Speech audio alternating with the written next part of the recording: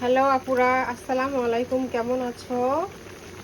আজকে নদীর ছোট মাছ রান্না করছি। দেখো, কার কার এই নদীর ছোট মাছ পছন্দ জানাবে প্লিজ। আমার তো খুবই পছন্দ।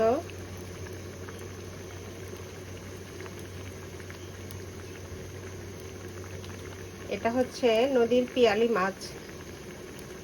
এই মাছটা অনেক মজা।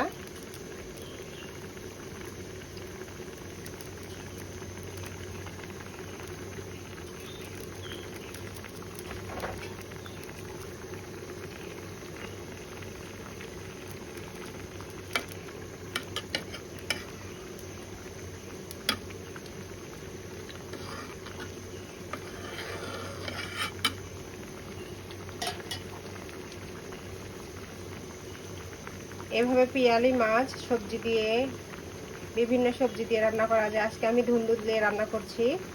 তোমরা এভাবে খেয়ে দেখো, অনেক মজা হয়। আজকে এ পর্যন্তই। আল্লাহ হাফেজ।